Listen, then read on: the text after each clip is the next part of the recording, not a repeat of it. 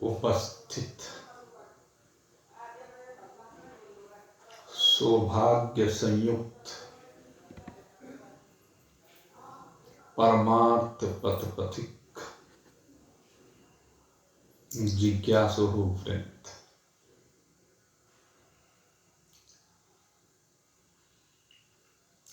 कल की कथा में आपके सन्मुख वैराग्य के संदर्भ में चर्चा की गई।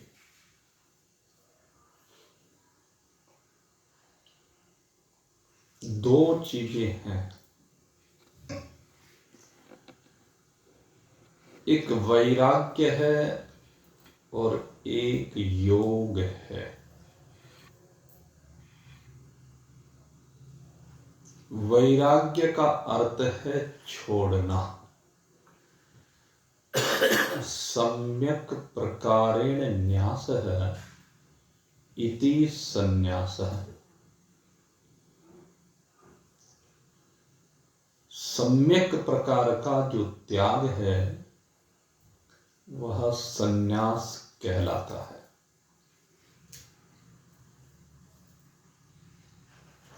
सम्यक त्याग माने इंद्रियों की जो विषय लोलुपता है, इंद्रियों को तृप्त करने के लिए जो इन इंद्रियों को भोगों का परोसना है, इन इंद्रियों के द्वारा जो भोग रूपी भोजन किया जाता है उसको छोड़ना, और उसको छोड़ करके परमात्मा से तार को जोड़ना, ये योग कहलाता है। और परमात्मा से जुड़ने पर क्या प्राप्त होता है? तो कहते हैं कि आनंद प्राप्त होता है। तो इस आनंद को प्राप्त करने के लिए ही अब यहां विचार सागर में अब अध्यारोप को परिभाषित किया जा रहा है। पहले तो सृष्टि का आरोप किया गया, किस प्रकार से सूक्ष्म सृष्टि का और स्थूल सृष्टि का आरोप होता है। अब ये जो आरोपित सृष्टि है, क्योंकि यही बंधन परोसती है, ये आरोपित सृष्टि ही बंधन का कारण है। और जीव इसमें आसक्त होकर के बारंबार अनेक प्रकार की बेड़ियों में बंधता चला जाता है। और जो बंधना नहीं चाहता, जो बंधन से बाहर निकलना चाहता है, तो उसके लिए अब इस बंधन को काटने का तरीका बताया जा रहा है। और कहते ये तरीका है अपनी आत्मा का विवेक करना, अपनी आत्मा को भली प्रकार से समझना, जानना, अनुभूत करना, आत्मा से आत्मा में ही रमन करना, इसी को विवेक कहा गया। तो इस विवेक को करने के लिए कहते हैं कि जहां ये बंधा हुआ है जीव, जहां ये फंसा हुआ है जीव, उससे बाहर निकालना विवेक कहलाता है। कहां बंधा हुआ है? कहते हैं 5 कोसों के अंदर ये बंधा हुआ है, जिसके कारण से ये आत्मा अनुभूत नहीं होता, दृष्टिगोचर नहीं होता। तदर्थ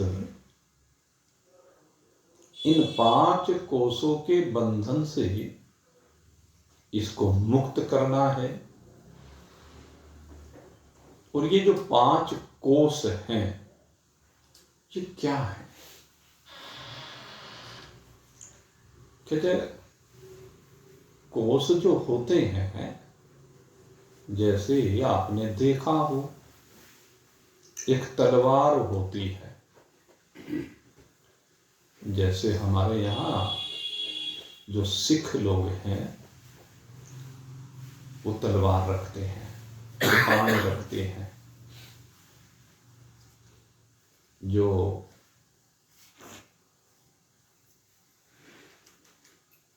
योद्धा तैयार किए गए एक समय, तो उनकी पहचान के रूप में एक उस समय कृपाण हुआ करती तलवार हुआ करती थी। तो कहता नंगी तलवार तो रखी नहीं जाती, अपना ही हाथ काटते काम धंधा करते हुए, तो उसको रखने के लिए उसकी एक म्यान होती है। उस म्यान के अंदर तलवार को रखा जाता है। जैसे आप बाजार में कोई सामान खरीदने जाएं तो उस सामान को किसी डब्बे के अंदर रख देते हैं। तो म्यान तलवार का कोष है, डब्बा उस वस्तु का कोष है। इसी प्रकार से आत्मा के कोष कहे, यानी आत्मा के ऊपर ढके हुए हैं। कोष का मतलब आत्मा के ऊपर कुछ ढका हुआ है। 5 डब्बे के अंदर आत्मा पैक है, समझाने के लिए ये कहा दिया जाता है। और ये 5 डब्बे कौन कौन से हैं? तो इन डब्बों को अब समझाने जा रहे हैं। लेकिन डब्बों को समझाने से पहले कहते ये जो 5 कोष हैं, इनको 3 रूप में भी व्यक्त किया जा सकता है। और 3 रूप क्या हैं? कहते 3 शरीर हैं। पंचकोश का मतलब 3 शरीर भी लिया जाता है। कारण शरीर, सूक्ष्म शरीर, स्थूल शरीर, इस प्रकार से 3 शरीर हैं। और कहते हैं जीव और ईश्वर दोनों में है। अगर हम कारण शरीर की बात करें तो जो शुद्ध सत्गुण सहित माया, जब हम ईश्वर को परिभाषित करते हैं तो क्या कहते हैं? माया, माया उपहित चेतन और माया में चेतन का प्रतिबिंब, ये तीनों मिलकर के ईश्वर कहलाता है। तो यहां पर यह कहा कि जो शुद्ध सतोगुण वाली माया है, ये कहते यही ईश्वर का कारण शरीर है। कारण शरीर माने जिसके कारण से ईश्वरीय भाव है, यानी ईश्वर का भी जो कारण है। ईश्वर जिसके कारण से अस्तित्व में आता है, अन्यथा शुद्ध चेतन ब्रह्म, अब वो तो माया से परे है, मायातीत है। उसमें तो न माया है न अन्य कोई गुण है, त्रिगुणातीत है। आत्मा या परमात्मा वो त्रिगुणातीत है। वो तो अनंत है, असीम है, अपार है। अनेक विशेषणों से ब्रह्म को समझाया जाता है, लेकिन ये जो ईश्वरत्व है, इसको व्यक्त करने के लिए सगुण और साकार रूप में से व्यक्त करने के लिए शुद्ध सतोगुण कारण बनता है। इसलिए जो शुद्ध सतोगुण है वही ईश्वर का कारण है। अगर वो ना हो, अब सोचें, ईश्वर के लिए जो कहा ना कि अगर शुद्ध सत्वगुण ना हो, यानी ये माया ना हो, तो ईश्वर कहां से आएगा? माया के बिना ईश्वर हो ही नहीं सकता। मिट्टी ना हो तो बर्तन हो जाएगा क्या? सोना ना हो तो आभूषण बन जाएगा क्या? लोहा ना हो तो अस्त्र शस्त्र बन जाएंगे क्या?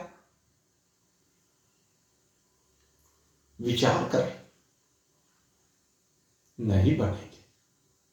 उसी प्रकार से अगर शुद्ध सत्वगुण माया ना हो तो ईश्वर भी नहीं बनेगा, क्योंकि शुद्ध सतोगुण में जो परमात्मा का प्रतिबिंब पड़ता है, चिदाभास जिसे कहते हैं,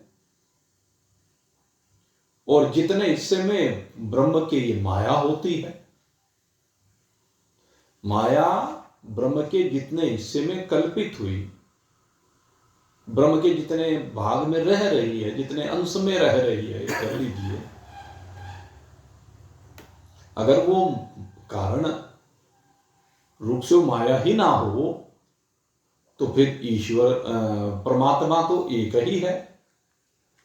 उसमें अंश अंशी की कल्पना का कारण भी ये माया ही है। जितने हिस्से में माया हुई तो हमने उतने अंश की ईश्वर, उतने अंश की परमात्मा में कल्पना कर ली। नहीं तो परमात्मा तो एक रस है, अंश रहित है, भाग से रहित है, कोई विभाग नहीं। यद्यपि माया की कल्पना के बाद भी उसमें विभाग नहीं, लेकिन फिर भी समझाने के लिए उसको मान लिया जाता है। तो इसलिए ये शुद्ध सतोगुण रूपी माया यही कारण शरीर है ईश्वर का। ये नहीं तो इसमें प्रतिबिंब भी नहीं पड़ेगा, ये नहीं तो ब्रह्म भी उसमें कहां से कल्पना होगी फिर। इसलिए ये शुद्ध सतोगुणी माया ही ईश्वर का कारण शरीर है। पहली बात तो ये तो ईश्वर का कारण शरीर हो गया। अब इसके बाद जीव के कारण शरीर की बात कही। जैसे शुद्ध सत्वगुण रूपी माया ये ईश्वर का कारण शरीर है, ठीक इसी प्रकार से मलिन सत्वगुणी, जहां सतोगुण मलिन हो गया उसका नाम रख दिया अविद्या। मलिन सत्वगुण सहित जो ये अविद्या अंश है, कहते हैं जीव का कारण शरीर हो गया।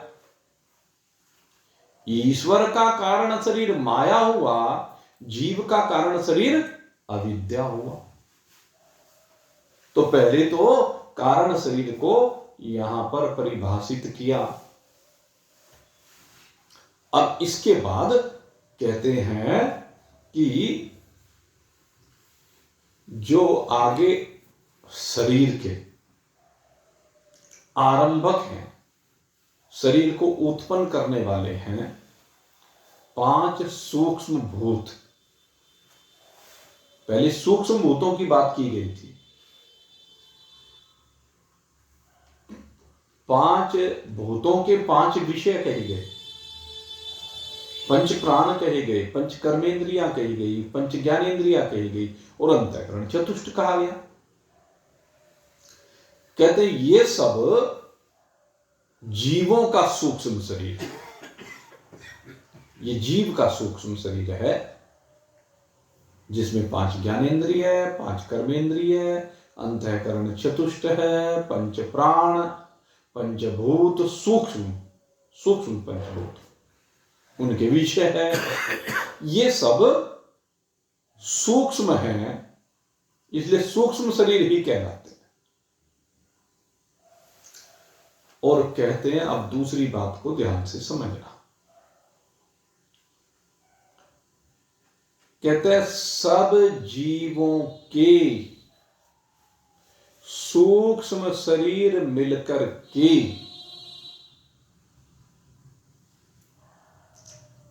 एक एक जीव का एक सूक्ष्म शरीर, ध्यान से समझना। एक एक जीव के अंदर एक एक शरीर में क्या है? एक एक सूक्ष्म शरीर। तो कहते हैं जितने भी धरा पर जीव हैं, यानी 14 भुवनों में जितने जीव हैं, कहते हैं सारों के सूक्ष्म शरीर को एक जगह मिला दो।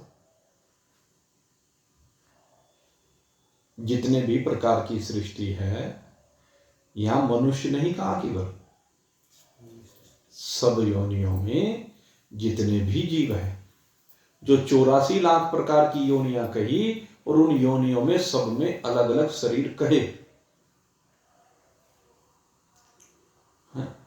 सब योनियों में न जाने कितने शरीर हैं।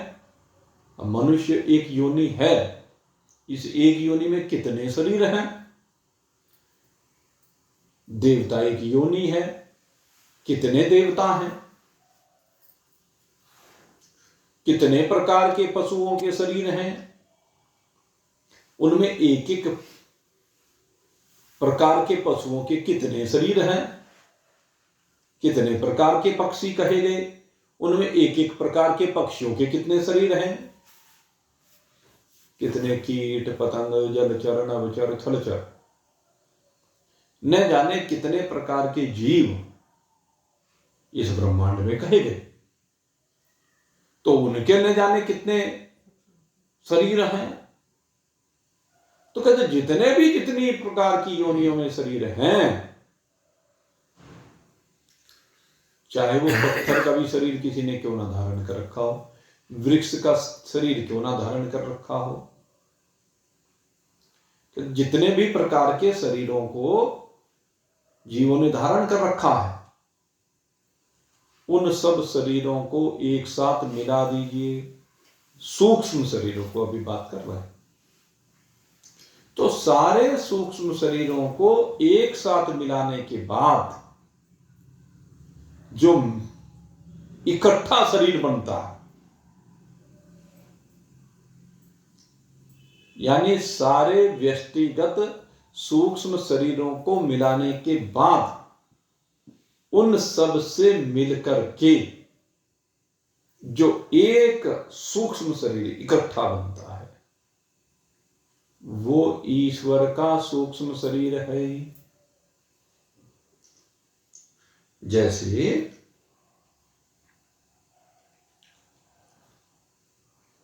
आम का एक जगह पर एक पेड़, थोड़ी दूरी पर 2 पेड़, दूसरा पेड़, फिर तीसरा, फिर चौथा, फिर 5वां, 10 फुट की दूरी पर, 20 फुट की दूरी पर, 50 फुट की दूरी पर, जितनी भी दूरी पर आप कहें,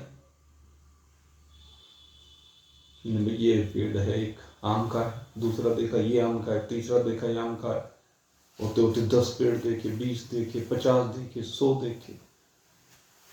और जिसने सारे देखे उसने क्या कहा? ये आम का बाग है। किसी ने आम के अलग अलग पेड़ देखे और किसी ने सारों को मिला करके बाग देखा। ऐसे किसी ने एक मनुष्य देखा, दूसरा देखा, तीसरा देखा, और किसी ने सबको मिलाकर कहा ईश्वर। सबको मिलाकर के ईश्वर कह दिया गया। तो ईश्वर का सूक्ष्म शरीर सभी जीवों के सूक्ष्म शरीरों को मिलाकर के बनता है। जैसे वो सेट थ्योरी में अलग अलग सेट होते हैं और उन सब सेट को मिलाकर के एक यूनिवर्सल सेट बनता है जिसमें सब आ गए, कोई नहीं बचा। ब्रह्मांड के लिए इस्तेमाल होता है यूनिवर्स ब्रह्मांड के लिए, कोई यहां ब्रह्मांड की बात हो, ब्रह्मांड का, इस ब्रह्मांड में जितने भी शरीर हैं उन सबको इकट्ठे मिला करके एक रूप में जब कहा जाए तो वो ईश्वर का शरीर। तो ये दोनों के सूक्ष्म शरीर की बात है। अब कहते हैं तीसरी बात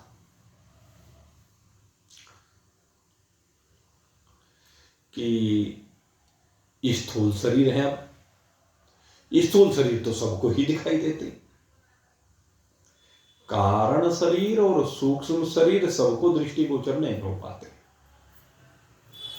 लेकिन स्थूल शरीर तो सबको दिख रहा, सब अनुभव करते हैं। इसी को लेकर के सारा खड़ा चलता है। सारा जो भी प्रपंच हो रहा है इसी को लेकर हो रहा, इसी में हो रहा है। तो ये जो एक एक शरीर को लेकर कहें तो वो एक का स्थूल शरीर है। और कहते हैं सारा का सारा ब्रह्मांड मिला दो एक जगह है, जो भी कुछ ब्रह्मांड में है, जड़ चेतन जग जीव जत, जड़ रूप में हो चाहे चैतन्य रूप में हो, तो कहते हैं 14 भुवनों में जो भी कुछ ये है, ये सारे का सारा मिला करके ईश्वर का स्थूल शरीर कहलाता है। तो इस प्रकार से ये तीनों के शरीरों को समझाया। और अब कहा जो ये सूक्ष्म शरीर है, इस सूक्ष्म शरीर के 3 विभाजन किए गए, कारण शरीर और स्थूल शरीर के नहीं किए। स्थूल शरीर को तो कहा अन्नमय कोश, पंचकोशों की हम बात कर रहे थे ना। तो जो अन्नमय कोश है वो तो स्थूल शरीर है, और जो आनंदमय कोश है वो कारण शरीर है। अब बीच में बचा ये सूक्ष्म शरीर। तो कहते हैं ये जो सूक्ष्म शरीर है इसके अंदर 3 कोश होते हैं। और वो 3 कोश किस किस तरह से होते हैं? तो कहते हैं एक है प्राणमय कोश, एक है मनोमय कोश और एक है विज्ञानमय कोश। इस प्रकार से 3 कोश होते हैं। प्राणमय कोश की जब हम बात करते हैं तो जो रजोगुण की संरचना है, रजोगुण से क्या क्या बना? 5 कर्मेंद्रिय बनी पृथक पृथक भूतों से,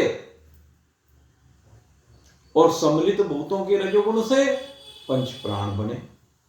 तो 5 प्राण और 5 कर्मेंद्रियां मिलकर के ये प्राणमय कोश कहलाते हैं। ऐसे ही 5 जो ज्ञानेंद्रिय हैं, 5 ज्ञानेंद्रिय है ना हमारी, तो ये जो 5 ज्ञानेंद्रिय ये है सतोगुण की संरचना। ये 5 ज्ञानेंद्रिय जब मन के साथ मिल जाती हैं तो मनोमय कोश, और जब ये 5 ज्ञानेंद्रिय बुद्धि के साथ मिल जाती हैं तो विज्ञान में कोश सीधा सा बता दिया। अब आप कहेंगे चित्त और अहंकार कहां गए, तो उनका मन और बुद्धि में ही समावेश है। कहीं कहीं पर 2 कह देते हैं, कहीं कहीं पर 3 कह देते हैं, और कहीं कहीं पर 4 कह दिए गए, और कहीं कहीं पर एक रूप में कहा। जब एक रूप में कहा तो केवल अंतःकरण कहा, जब 2 रूप में कहा तो मन और बुद्धि के रूप में कहा, जब 3 रूप में कहा सांख्य शास्त्र में तो मन बुद्धि और अहंकार कहा, और जब 4 रूप में कहा तो मन बुद्धि चित्त और अहंकार, ये वेदांत में कहा। तो इस प्रकार से ये मन और बुद्धि को लेकर के 2 जगह पर ज्ञानेंद्रियों के साथ जुड़ करके ये मनोमय और विज्ञान में कोश बन जाता है। तो इस प्रकार से 5 कोश या 3 शरीर कहे गए। कहते हैं इन्होंने आत्मा को ढक रखा है, ये आत्मा को देखने नहीं देते, और ये ही भ्रांति उत्पन्न करते हैं कि मैं आत्मा हूं। और अनेक जो हमारे यहां मत हैं, कहते हैं वो मत इन्हीं को आत्मा मान बैठते हैं। बहुत है ऐसे मत, तो हम उन्हीं के बारे में बता रहे हैं। प्रारंभ कर रहे हैं स्थूल शरीर से, यानी अन्नमय कोश से, क्योंकि बहुत ऐसे हैं, वेद में एक जगह पर कहा अन्नो वै ब्रह्म, अन्न ही ब्रह्म है, ये कह दिया। तो जो विरोचन के चेले हैं, एक जो है हमारे यहां विरोचन नाम का असुर हुआ, सुना है आपने नाम? बलि का नहीं, प्रहलाद का पुत्र। प्रहलाद का जो पुत्र है वो विरोचन है, बलि का पिता। बलि के जो पिता हैं वो विरोचन है। एक बार क्या हुआ, इंद्र और विरोचन दोनों बृहस्पति के पास गए विद्या अध्ययन करने के लिए, आत्मा का ज्ञान प्राप्त करने के लिए। तो बृहस्पति ने कहा प्रजापति के पास, बृहस्पति ने प्रजापति के पास, तो प्रजापति ने कहा भाई ठीक है, कोई बात नहीं, यहां आए हो तो सेवा करो। वहां पर रह करके इंद्र और विरोचन ने 32 वर्षों तक सेवा की, गुरु की सेवा की 32 वर्ष तक। 32 वर्ष तक गुरु के आश्रम में रहे, गोबर उठाया, फर्श पर गोबर लीपा, दूध निकालना, पशुओं को चरा के लाना, झाड़ू लगाना, पोछा लगाना, भोजन बनाना, भिक्षा मांग करके लाना, गुरु जी के चरण दबाना, सारे काम ये सब सेवा के अंतर्गत आते। तो 32 साल तक प्रजापति के आश्रम पर रहे, गुरु के आश्रम पर रहे, और उसके बाद दोनों समित पानी होकर के गुरु जी के सामने उपस्थित हुए कि आपने 32 वर्ष के लिए कहा, हमने 32 वर्ष आपकी आज्ञा का पालन करते हुए यहां रहे, अब हमें आत्मा का उपदेश कीजिए। कहने लगे अच्छी बात है। तो कहने लगे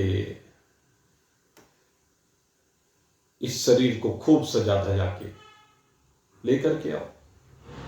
तो खूब सजा धजा के लेकर आए, बड़े सुंदर सुंदर वस्त्र पहने, बड़े सुंदर आभूषण पहने,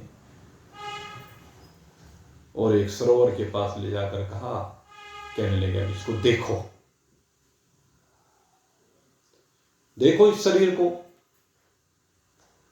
उन्होंने देखा, उन्होंने कहा कि इस शरीर को देखो। कहने देख लिया कि हाँ देख लिया। कहने यही आत्मा। तो विरोचन जो है उसने समझ लिया भाई ये शरीर ही आत्मा है, और अपना गया और चेलों को उपदेश कर दिया।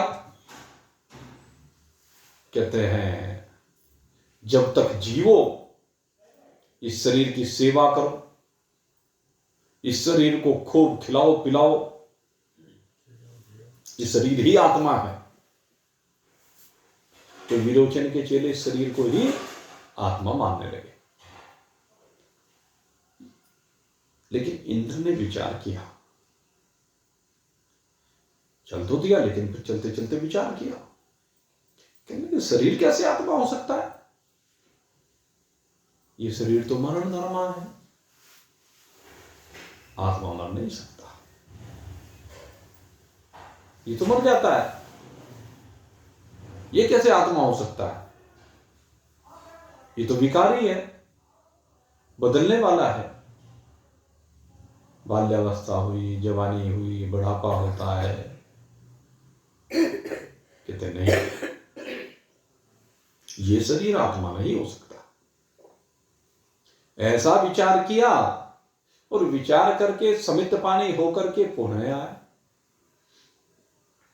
असल में बात क्या थी? प्रजापति ने समझाया कि तुम इस शरीर को देख रहे हो, पहले बिना सजाए धजाए तुमने शरीर को देखा, फिर सजा धजा करके देखा।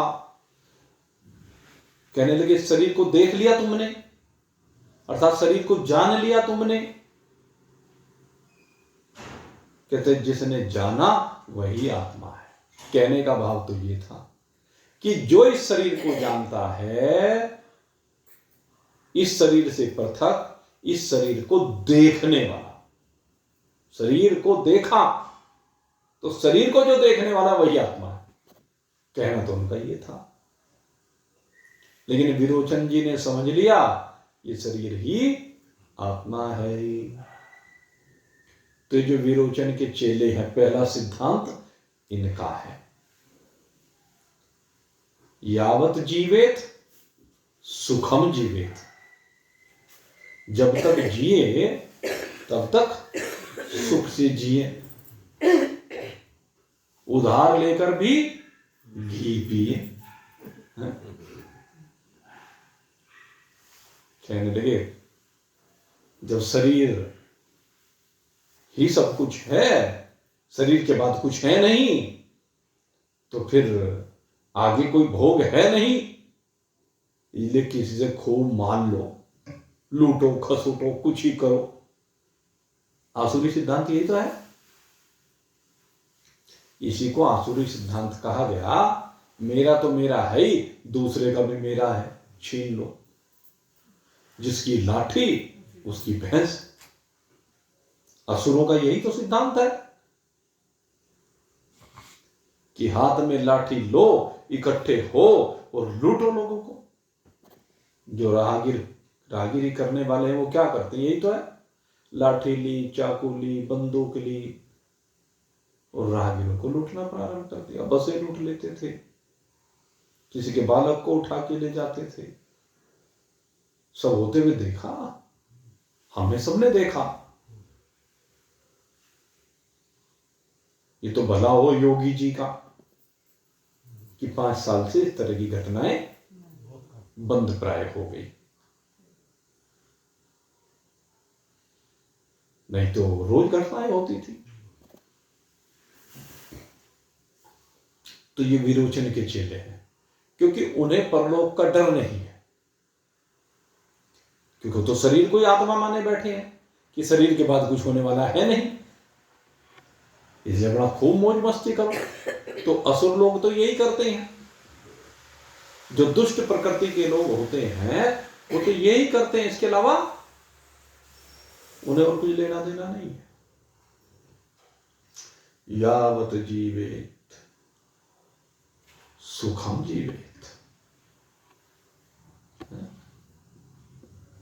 इसलिए सबसे पहला सिद्धांत विरोचन का सिद्धांत दिया, विरोचन के चेलों का सिद्धांत दिया, जो केवल शरीर को ही समझते हैं। एक दिन मैं सुन रहा था, एक महानुभाव अपने को बहुत बड़े विद्वान कहते, और विद्वान कहने वाले कहते भाई जिनको देखा नहीं उनके लिए तो खीर बनाते हैं, पूड़ियां बनाते हैं, सब्जियां बनाते हैं, और जो उनसे हैं उनको कुछ खिलाते नहीं। जिसे देखा नहीं, जो दिख नहीं रहा उसके लिए करते हैं, और जो दिख रहा उसके लिए नहीं करते हैं। तो ऐसे लोग ये विरोचन के चेले माने जाते हैं। वो विरोचन के चेले हैं। तो ऐसे ही विरोचन के चेलों की बात करते हैं कि कितने ही पामर, उन्हें क्या कहा? पामर। पामर समझ रहे? पामर माने पागल। कितने पागल विरोचन मत के अनुसार स्थूल शरीर को ही, यानी इस अन्नमय कोश को ही आत्मा कहते हैं, और युक्ति देते हैं, तर्क देते हैं कि जिसमें जिसकी मैं बुद्धि हो वो ही आत्मा। और भाई सो कहते हैं जब तक जीवन की यात्रा चलते शरीर में इनकी मैं बुद्धि रहती है सबकी। कैसी मैं बुद्धि रहती है? मैं बुद्धि को बताते हैं। क्या कहते हैं? मैं मनुष्य हूं। अब मैं मनुष्य हूं, ये तो स्थूल शरीर को लेकर कहा जा सकता है, सूक्ष्म शरीर को लेकर भी नहीं कहा जा सकता, न कारण शरीर को लेकर कहा जा सकता। इस स्थूल शरीर को ही, स्थूल शरीर को लेकर कहता है मैं मनुष्य हूं, मैं पुरुष हूं, मैं स्त्री हूं, क्योंकि स्त्रीपना और पुरुषपना ये भी सूक्ष्म शरीर में नहीं। सूक्ष्म शरीर में इंद्रियां तो हैं, लेकिन उन इंद्रियों में स्त्रीपना पुरुषपने का भाव नहीं है। ये भाव सारा इस शरीर में दिखाई देता है, स्थूल में।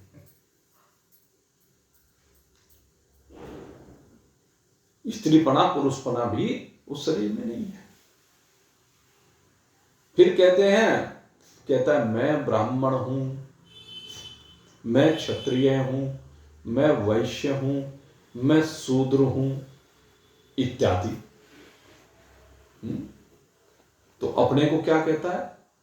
अलग अलग भाव लेकर के, मैं फलाना हूं, मैं फलाना हूं, मैं फलाना हूं।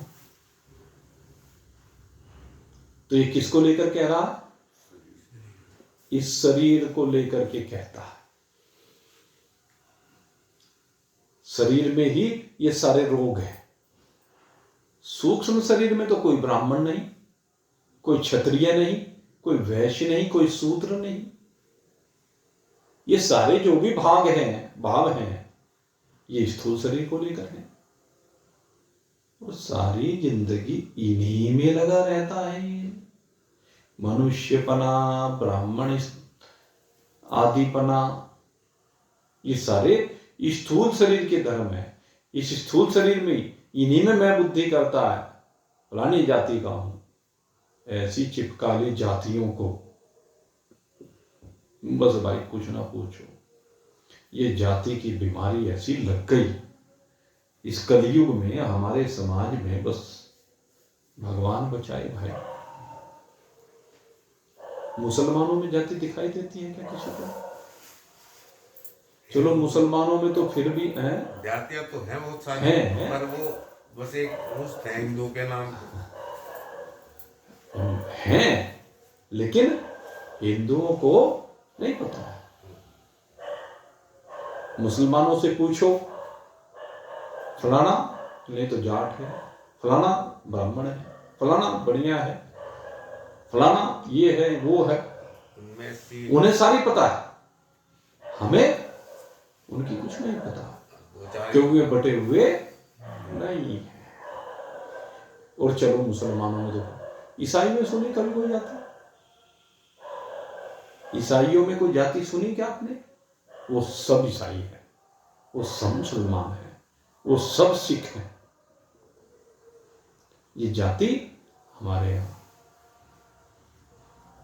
वैसे तो क्या कहते हैं कि हम क्षत्रिय हैं।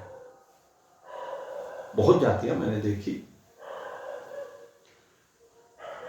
अपने को क्षत्रिय बताते हैं, और जब आरक्षण की बात आती है, अजी हम तो पिछड़े हुए हैं। यादव और मराठा आज की जोड़ी है, बहुत है, एक किसे किसे कहें, अपने को अक्षत्रिय कहने वाले वे, लेकिन आरक्षण के लिए सब पिछड़े हो गए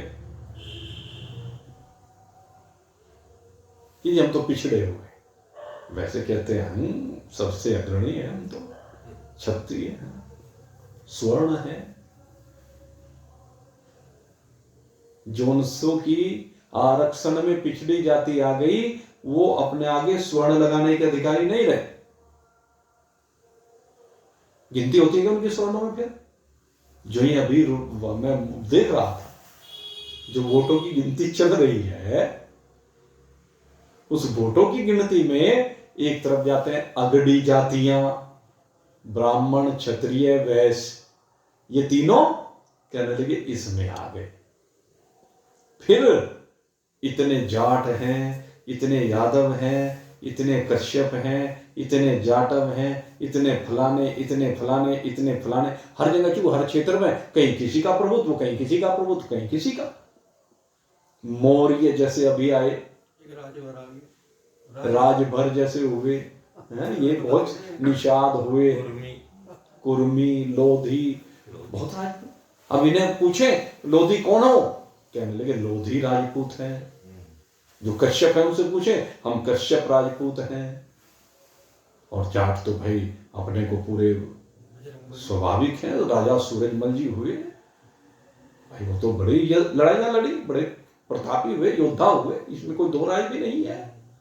यादवों में एक से बढ़कर के एक क्षत्रिय योद्धा हुए, भगवान कृष्ण जिसमें अवतरित तो हुए, सभी में है। लेकिन इस आरक्षण के चक्कर में कोई बात नहीं, स्वार्थ में सब चलता। जैन तो अल्पसंख्यक में आ गई। हाँ, वो मेरा कहने का मतलब यह है, ये शरीर भाव को लेकर यहां ये समझाया जा रहा है, ये सब शरीर भाव को लेकर है। ये सब चीजें इस स्थूल शरीर से संबंध रखने वाली, सूक्ष्म शरीर से इनका कोई संबंध नहीं। सूक्ष्म शरीर में किसी की कोई जाति नहीं, कोई अगड़ा नहीं, कोई पिछड़ा नहीं। आपको बता दें, सूक्ष्म शरीर को लेकर के कोई ब्राह्मण नहीं, क्षत्रिय नहीं, वैश्य नहीं, शूद्र नहीं, ब्रह्मचारी नहीं, गृहस्थी नहीं, वानप्रस्थी नहीं, सन्यासी, ये सारे बंटवारे स्वार्थ को लेकर हैं। नहीं तो भगवान ने तो सबको मनुष्य बनाया। ये जो मनुष्य जोनी है, भगवान तो सबको कहते क्या है, बड़ भाग मानुष तन पारो, कहते ना। अब इस मनुष्य शरीर को पाकर के, सबसे भाग्यवान शरीर को पाकर भी ये अगड़ा पिछड़ा बना रहता है। अगड़ा पिछड़ा तो दूसरी चीज है वैसे तो देखा जाए। अगड़ा पिछड़े का मतलब समझते हैं क्या है? अगड़े का मतलब जो ज्ञान में आगे निकल गया सो अगड़ा, जो परमात्मा की भक्ति में आगे निकल गया सो अगड़ा, और जो भगवान की भक्ति में पीछे रह गया सो पिछड़ गया। ये तो ये दौड़ में आगे है, ये दौड़ में पीछे है भगवान की भक्ति में, इसको अगड़ा पिछड़ा कहते हैं। लेकिन हमने अपने स्वार्थ के अधीन होकर के न जाने अपने आप को कहां कहां गिरा दिया। ये स्थूल शरीर की भाषा। तो जो स्थूल शरीर में रत हैं, स्थूल शरीर को सब कुछ समझते हैं, इसके धर्मों को लेकर ही सारा जीवन व्यतीत कर देते हैं। वे स्थूल शरीर में अभिमान करते हैं। वे इस स्थूल शरीर यानी अन्नमय कोश को लेकर ही कहते हैं कि यही आत्मा है। ये कौन है? विरोचन के चेले हैं, जो इस शरीर में स्त्री, पुत्र, धन, पशु आदि इनको लेकर के, इनमें प्रीति को लेकर के, ये मेरे हैं, इस भाव को लेते हैं। वे कौन है? विरोचन के चेले।